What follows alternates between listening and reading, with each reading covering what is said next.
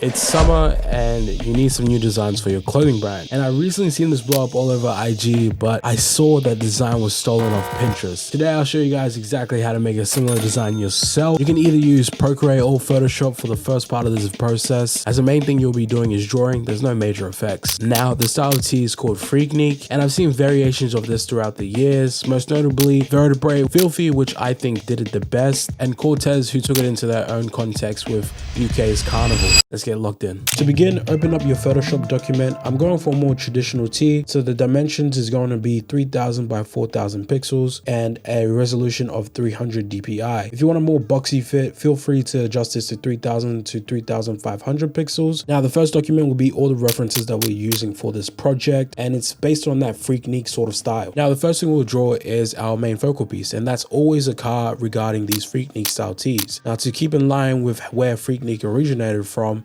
and the history of it, you have to make it a sort of vintage Mercedes or BMW. I'd recommend the SLS Mercedes-Benz or the E63 BMW because it relates to the time of dope boys and rappers from the 90s in Atlanta. Let's go ahead and make a custom brush. Let's go ahead and introduce an oval.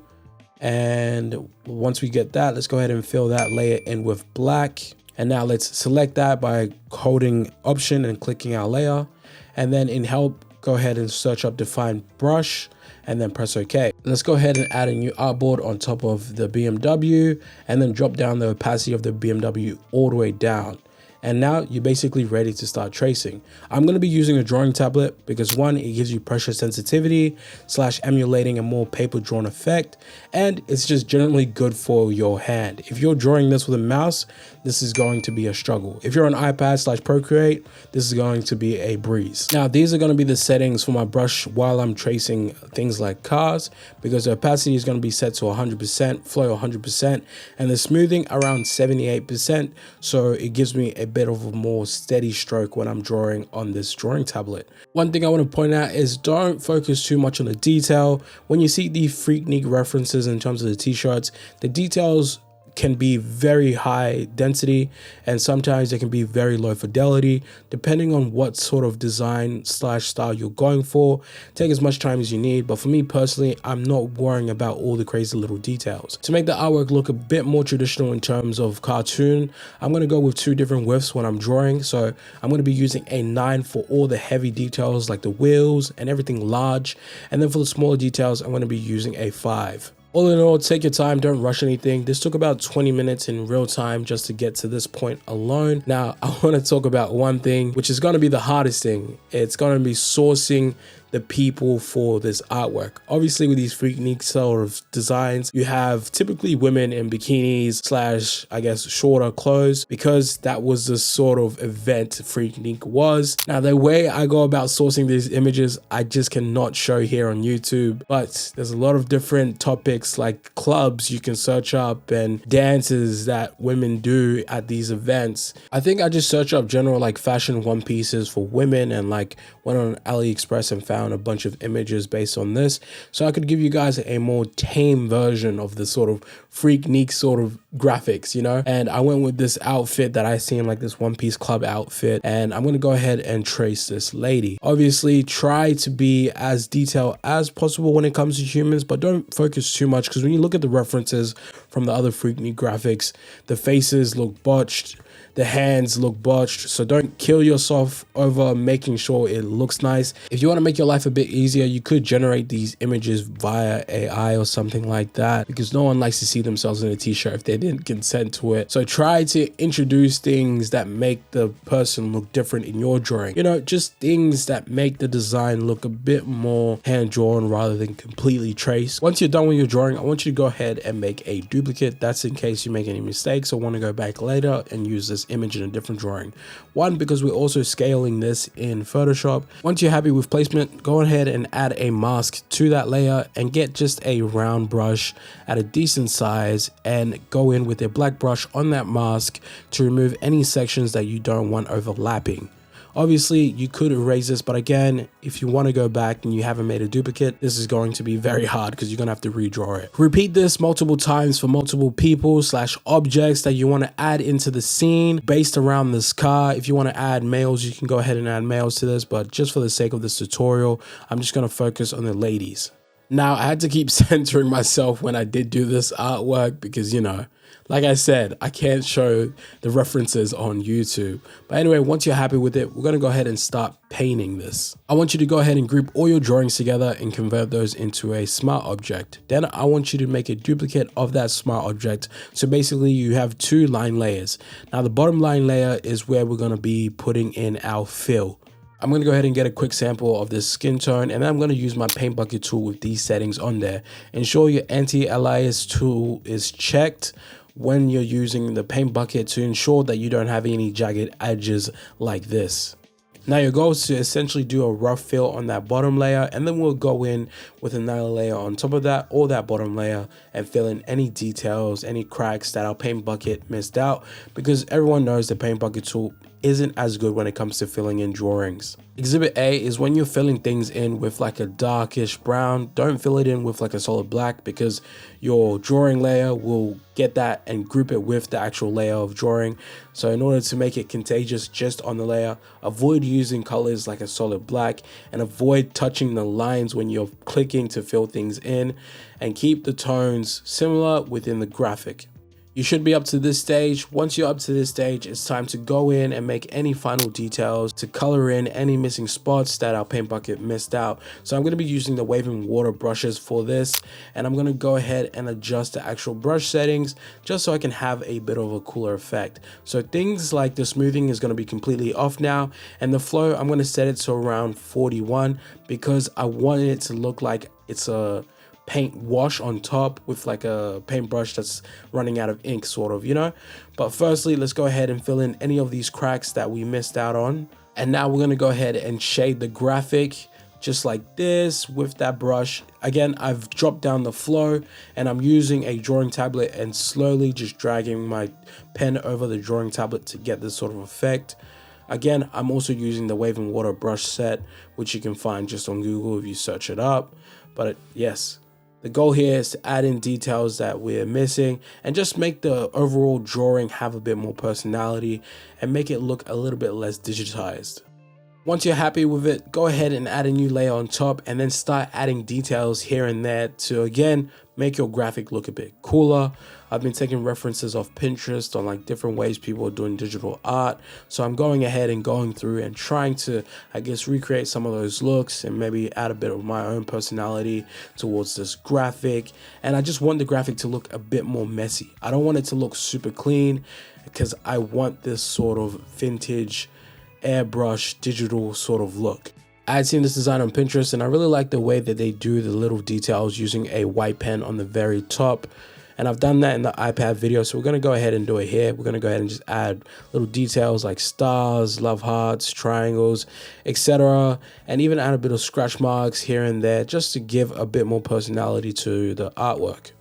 I thought about adding Travis Scott into the foreground, or a guy that's holding a bag, sort of like a money bag, like make it Miami themed. But then I was like, you know, it's doing too much. So I went ahead and just kept the 3 girls and the BMW. And the theme for this design is going to be girls, girls, girls. Go ahead and add in some text. We're going to be drawing this text completely from scratch.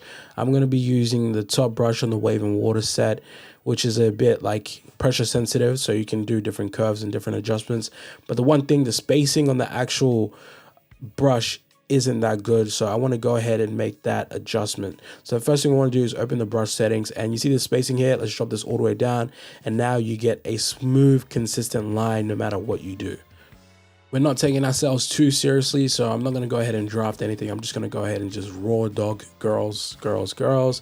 And I'm just going to duplicate this multiple times to fill the top spacing of this graphic. I'll go ahead and group that all and drag it all the way underneath, and then I'll add anything like stars or anything related to your brand. You can go ahead and even draw in your logo in like a rough format to match the rest of the drawing. The thing I love when grouping things together is you can go ahead and use the blending option and change colors very quickly or add any sort of effects to the whole layer without having to go back in and making individual changes. Just to keep the same drawing theme going on, I'm going to make a new layer on top of the girls, and then go in with the same brush and trace it to make it look like it's drawn in and then filled, you know, incorrectly or outside, like colored outside of the selected area. Let's go ahead and add a layer underneath, and now it's time to go ahead and add in some dimension. First of all, I want you to grab a brush and change the dynamic or the position of the brush to be completely flat on the ground. Within that little box, you can just drag and make it flat. And then we're going to make this large, and then we're going to go ahead and pretend like this car and these people are casting a sort of shadow. Again, the more messier, the better this looks. If you take yourself too seriously, it's going to look too authentic and then take away from the drawn effect. The bottom is looking a little bit too empty for me, so I went ahead and added a little, I guess, green strokes of grass, and then ATL, NYC, and Florida. Now, because the maximalism in me wants to add more, I'm going to go ahead and add a background. But before we do that, let's go ahead and add in a bit of something towards the back. So I saw this little tagline on another freaknique tee which said, "Break me off a little something, something." And I'm like, oh, that looks pretty sick.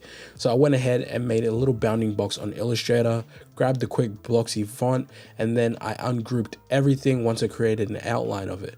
From here, I'm able to go ahead and warp and manipulate the text in different ways, like different sections. For example, make this text a little bit big at the top here. And then I want to essentially fill the full back with this font. And this is the best way about going and doing this without having to draw a custom font in. You can do this process in Photoshop, but it just takes a little bit of more time. But once this is in Photoshop, I want you to right click and press blending options, or you can just have like your brand name. And then from here, I want you to add 2 strokes. The first one is essentially going to be like a black or yellow, something that's bold, that's going to stand out against the color of the t-shirt. So if you have a white t-shirt, make this black. If you have a black t-shirt, make this white, and then set this color to like a yellow. Now I have my stroke to set on inside because my font is already so close in terms of kerning. Next, I'm going to go ahead and add in a different stroke, and this time it's going to be a different color just to help offset it. As you can see, when I put it on outside, the results just don't look the same, again because my font is touching each other. If you have a bit more space, go ahead and leave it on the outside. But if you don't, keep it on the inside because it looks a bit better. From here, you can change the colors and do whatever you want, really. So I found this image of a generic skyline, and I went ahead and just selected the black and then cut it out. And then from here, I converted it to a smart object. We just want to add something there to, I guess, help shape the focal piece back towards the front. Now, after I got that, I went ahead and grabbed the rectangular selection tool and then just cut that out, and then selected again, added a new layer and filled it in with a different color. Once I was happy with that, I added a mask onto the skyline, and then I set my brush to dissolve and went to town just painting in and removing different sections around the girls, around the car, just to make this background fade into the back a bit more. I went ahead and switched the color to a pinkish red, similar to what the girl's wearing, just so all the colors could tie in together. Now, this design is pretty complete. If you really wanted to, you can go ahead and add some grass, which I'm going to do now, or add any final details you really want to. I went ahead and added textures to this graphic, but all in all, I don't think I should have added textures, so I'm not going to show the process of that. And I don't really like the textures that I added. And I think I should have just kept this single grass how it is right now, instead of adding a different shade. But you know me, I never do what I truly think is the best option. Last thing to do was go ahead and add the mockups. Now these mockups are on the Designedbywil Patreon only, and that's where all the updates are going to be from now on. And if you want to learn how to make a custom size chart for your graphic, I'm dropping a video on that soon on the Designedbywil Patreon. Now the client wanted a pair of jorts, and I already have the mockup for the jorts themselves. So I'm going to show you guys how to make this little leather patch.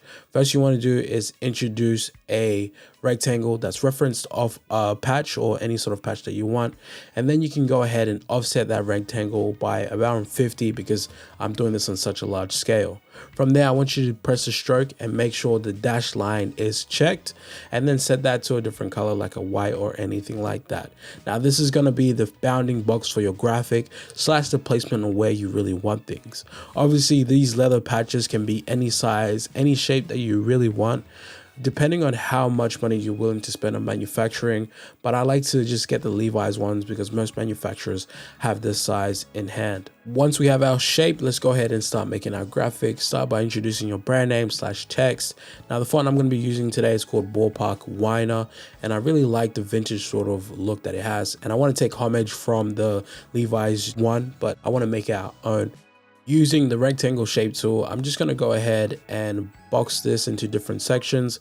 Obviously, I want the focus to be on the text / brand name, and I want to add in some sort of horse / stars, but I have to get my sections in, just like how the Levi's has the sections. So they have the big brand name, and then they have like quality clothing / their tagline, and then they have like a horse or something. I want that sort of effect too.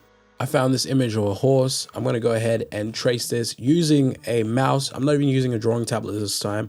I'm using a mouse, and I'm going to be using the pencil tool in Illustrator. So this is called the pencil tool. It's not the pen tool, it's the pencil tool.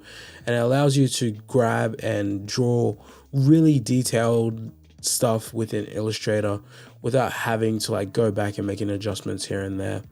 Obviously, you don't have to follow the shape of whatever you're tracing to the exact T, but I want the general shape of the horse. Now it's time to just go ahead and expand this and turn all the line work into shapes. And then from here, I'm just going to build out the shapes using a shape builder tool, and then fill in the horse fully and have it as one large shape. Now it's time to add it onto our little leather patch. Now, I think it looks super sick if there's double horses like this. Like it reminds me of like super horsepower or something within that realm. And for the strokes, I'm going to go ahead and round off all the strokes to ensure it looks nice and clean and smooth. Also, when you're embossing things, the embosser takes like all the details and kind of rounds it off anyway, so you're just making it easier for the machine. I found that this empty space towards the left was just bugging me a little bit, so I went ahead and added the star in, and to ensure that it matches the rest of the graphic, I wanted to curve it a bit more, so I used the direct selection tool, grab that little anchor point and drag it down to curve it. And now let's go ahead and double those up, and bam, we have a design coming together. It's missing a tagline, so I went ahead and added a tagline called Made for the Brave just to finish off the design and complete it. And I set it to a different contrasting font. I'm pretty happy on how that turned out, and this could easily be put on beanies or a t-shirt because the design is so clean and minimal and so sick. But obviously we based it around, I guess, this Levi's things. And that's why I always tell people you need to get references outside of the general stuff that you're looking at. The brand is based out of New York, so I went ahead and made this NYC patch just as an idea that I'll present to the client to see if he likes it. And I did present it to him, and he really did like it because one, it's within the trend elements of people like ripping off this NYC Yankees logo hat. Obviously, if your brand's from New York, you want to take heritage pieces from your scenery, thus making the identity of your brand known to the rest of the people around you. And then from here, we had our jeans, shorts, we had our jorts, and also our t-shirts complete. And I really loved how this piece came out. I'm going to show you guys how that little leather tag patch looks on other items, and I want you guys to let me know if you like it in the comments. Go ahead and review the final designs, and I'll talk you guys through which ones I like and which ones I don't like. I turned the leather patch into a t-shirt and added these stars to the back, and I think this would be a super sick, simple, clean graphic tee for summer. An entry-level piece you could offer to your audience just to get them into the brand. And the freaknique style tee that I did, I really like it. I did put the texture on, and I said I wouldn't show you guys how to do the texture because I don't think it really needs the texture. With the texture, it looks, I don't know, a little bit less poppy compared to what it looks like without the texture. Lastly, these jeans, these jorts, or whatever you want to call them, turned out pretty fire. Didn't have to do too much in terms of design, and I think it would work really well in today's climate with everybody going towards this baggy sort of look. I hope you guys enjoyed this video. I've been super sick this past month. I love you. I'll see you in the next video. Peace.